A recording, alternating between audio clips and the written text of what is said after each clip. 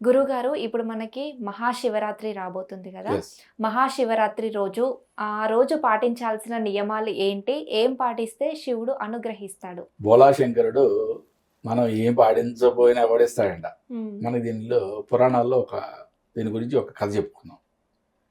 ఒకరోజు ఒక బోయవాడు తను వేట కోసం అని చెప్పి అడవిలోకెళ్ళాడట. హ్మ్. అడవిలోకెళ్ళి సరే పులి గాండ్రింపు వినపడి భయపడిపోయి ఒక చెట్టెక్కి కూర్చున్నాడు. హ్మ్. పులి ఆ చెట్టు కింద కూర్చుంది. సరే ఓకే. ఈడెప్పుడు దిగుతాడా ఈయన భక్షిద్దామని. హ్మ్. అది పులి వెళ్ళట్లేదు, అడవిలోకి వెళ్తలేదు, వాడు దిగడానికి రావట్లేదు. హ్మ్. సరే రాత్రి చీకటి పడిపోతుంది. రాత్రి అయిపోతుంది. ఆడికి భయమవుతుంది. దాహమైంది బాగా. వాడు ఒక బుర్రలో వాటర్ తెచ్చుకున్నాడు. మంచినీళ్ళు తెచ్చుకున్నాడు. దాన్ని తాగుదామని చెప్పి తీశాడు. అవి పొలికి కింద పడిపోయాయి. హ్మ్. సరే విపరీతమైన ఆకలేస్తుంది. ఏం చేయాలి ఇట్లా నిద్ర వచ్చేస్తుంది. అప్పటికి 2 కురింగుల పాటలు పడ్డాడు. పడిపోతానేమో, పులి నన్ను సంహరించేద్దామా అని చెప్పి ఏదో ఒక ఆలోచన చేయాలి కదా. ఆ చెట్టుకున్న ఆకుల్ని తుంపి కింద పడేస్తున్నాడు. ఒక్కొక్కటి తుంచి కింద పడేస్తున్నాడు. హ్మ్. తెల్లవారే సమయానికి శివకింకరులు విమానంతో వచ్చారంట. నిన్ను శివలోకానికి తీసుకెళ్తానమ్మని. హ్మ్. అంటే నేనేం పూజ చేశాను, నేనేం చేశాను, ఓకే, నాకు ఇంతపైన మహాద్భాగ్యాన్ని ఇచ్చారు అని అడిగితే శివకింకరులు చెప్పారంట, నువ్వు నీళ్లు ఒలకబోసావు, హ్మ్. కింద ఒక శివలింగం ఉంది. ఓకే. నువ్వు ఒక చెట్టు ఆకులు తుంపి కింద పడివేశావు. హ్మ్. అది బిల్వ వృక్షము. నువ్వు పడేసింది బిల్వ పత్రములు. నిన్న రాత్రి శివరాత్రి. అంటే తెలియచో తెలియకో చేస్తేనే శివలోకాన్ని ప్రసాదించాడు. అంటే బోళాశంకరుడు ఎంత మరి మనం తెలిసి నిజంగా చేస్తే ఎందుకు ఇవ్వడమ్మా?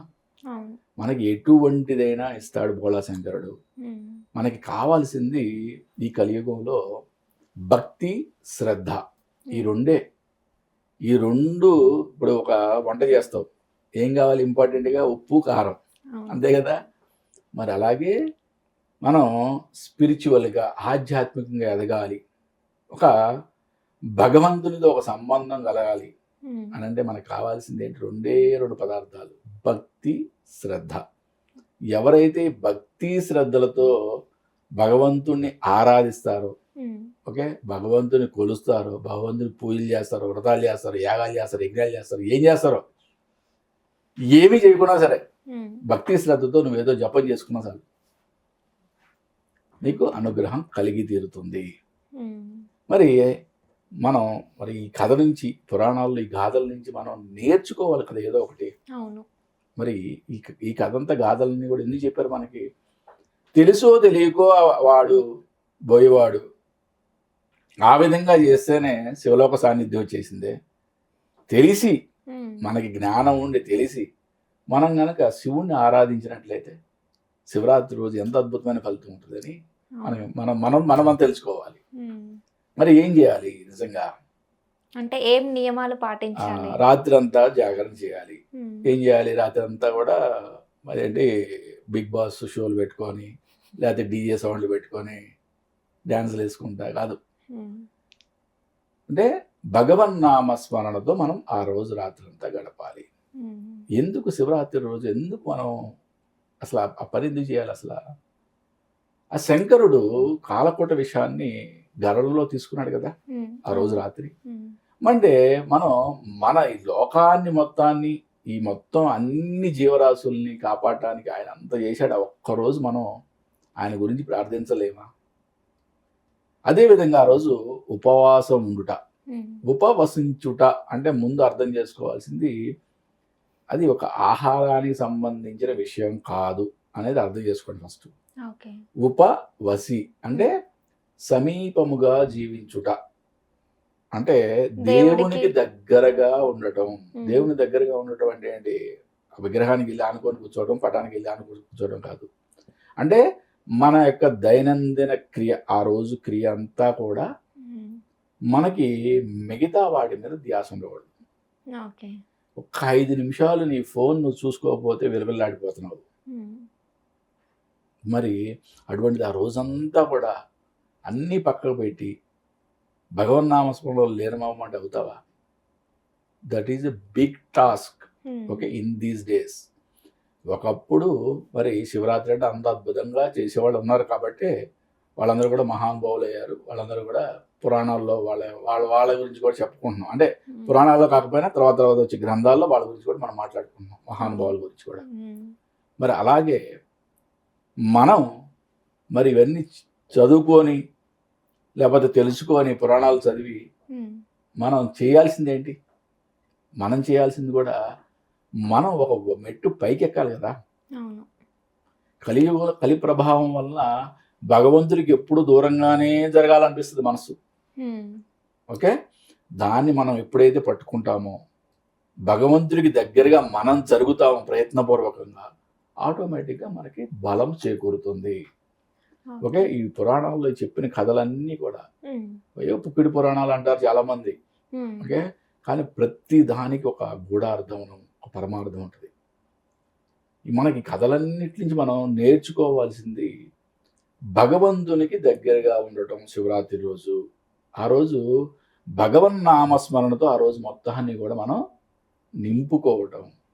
అంటే భగవంతుడు తప్పితే వేరేది ఏది మనకి గుర్తు రాకుండా చేసుకోవటం. ఆ రోజంతా చేసి మనం తర్వాత రోజు ఉపవాసాన్ని విడిచి, అంటే ఉపవసించుట అంటే ఆ రోజు మొత్తం కూడా నిరాహారంగా ఏదో కావాలని ఉగ్గబట్టుకొని చేయాల్సిన అవసరం లేదు. ఈ శరీరానికి కావాల్సిన 2 పళ్ళు, ఓకే, ఈ శరీరం నిలబడటానికి ఏదో కావాలి ఆహారాన్ని తీసుకోవడంలో తప్పు లేదు. మరీ చెప్తున్నా. ఓకే, ఉపవసించమంటే కడిగి ఉపవాసం చేయాలని చెప్పి కొంతమంది హాస్పిటల్లో చేరే వాళ్ళు కూడా ఉన్నారు. ఈ ఫస్ట్ ఆ మూడాన్ని పక్కకు పెట్టండి, ఆ మూఢత్వాన్ని పక్కకు పెట్టేసేయండి. మీరు ఎంత భగవంతునికి దగ్గరగా ఉంటున్నారు అనేది చాలా ఇంపార్టెంట్. ఓకే, అంటే విపరీతంగా కుంభాలు తింటే ఏమవుద్ది? మీకు తిండి మీద ధ్యాస పెరుగుద్ది, లేదా నిద్ర వస్తుంది, పడుకోవాలనిపిస్తుంది. అదే కనుక ఈ శరీరానికి కావాల్సిన శక్తికి, శరీరం నిలబట్టడానికి కావాల్సిన ఆహారం తీసుకోండి. తీసుకొని మీరు భగవన్ నామస్మరణలో ఆ రోజు మొత్తాన్ని కూడా అద్భుతంగా, ఎందుకంటే ఇవన్నీ పర్వదినాలు కదా, ఇవన్నీ మనకి ఇప్పుడు మనకి పండుగలు పర్వదినాలు ఎందుకు వచ్చినాయి? ఆ రోజున మనం చేసే ఫలితాలు కొన్ని వందల వేల రెట్ల ఫలితాలు వస్తాయి కాబట్టే కదా. మరి అంటే జన్మకో శివరాత్రి అన్నారు, మన జన్మకి ఇదే శివరాత్రి అనుకున్నాం. చాలా అద్భుతమైన రోజమ్మా ఈ సంవత్సరం వచ్చే శివరాత్రి.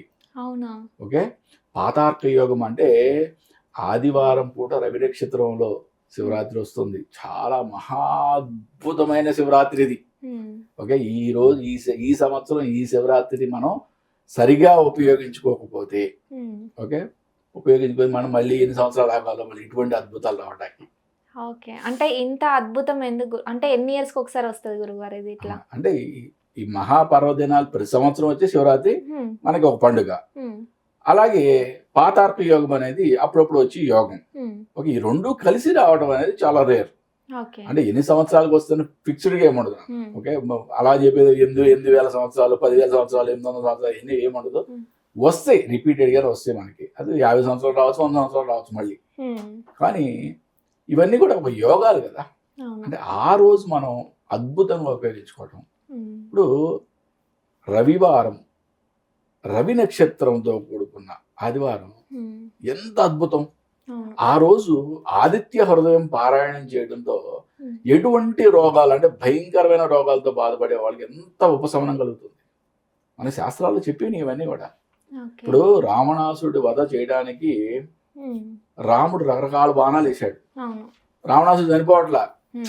ఓకే, అప్పుడు రాముడికి ఉపదేశింపబడినదే ఆదిత్య హృదయం. అంటే ఆయన యొక్క శక్తి కృషించుకుపోతుంటే ఆయనకి శక్తి కోసం ఆ యొక్క ఆదిత్య హృదయం ఆయనకి ఉపదేశం చేయబడింది. అంత మహా అద్భుతమైనది ఆదిత్య హృదయం. అంటే ఇట్లాంటి యోగకారకమైన జన్మంలో ఆదిత్య హృదయాన్ని పారాయణ చేయడం చాలా అద్భుతమైన ఫలితం ఇస్తుంది. అంటే ఎటువంటి దీర్ఘకాలిక రోగాలు కానీ, లేదా రకరకాల అనారోగ్య సమస్యలతో బాధపడే వాళ్ళు కానీ ఈ పాతార్క యోగం ఉన్న రోజు ఆ సూర్య భగవానుడికి పూజించి ఆయనకి తర్పణం వదిలి, దేవతా తర్పణం అంటే ఇట్లా మనం 3 సార్లు మన యొక్క ముంజేది, అంటే ఈ మునివేళ్ల ముందు నుంచి పడేటట్లుగా, ధారలాగా పడేటట్లుగా మనం 3 సార్లు తర్పణం ఇవ్వటం. ఎవరికైనా కాలువ, నది, సముద్రము దగ్గరలో ఉంటే చక్కగా అక్కడికి వెళ్ళి చేయండి. మా హైదరాబాద్ వాసులకి అయితే ఎట్లాగో మాకు అదృష్టం లేదు. ఓకే, మేము ఎట్లాగో ఏది చెంబో తీసుకొని స్వామివారికి మేము తర్పణం వదులుకుంటాం. మనకి ఎలాగో అదృష్టం లేదు. మరి ఎవరికైతే ఆ అదృష్టం ఉందో వాళ్ళు నిజంగా కాలువ దగ్గరికో లేకపోతే ఆ నది దగ్గరకో సముద్రం దగ్గరికి వెళ్ళి ఆ యొక్క తర్పణాన్ని వదలండి. ఆ రోజు సూర్య భగవాన్ని పూజించండి. ఆ రోజు ఆదిత్య హృదయం పారాయణ చేయండి. అద్భుతమైన ఫలితం ఉంటుంది. ఓకే గురువు గారు.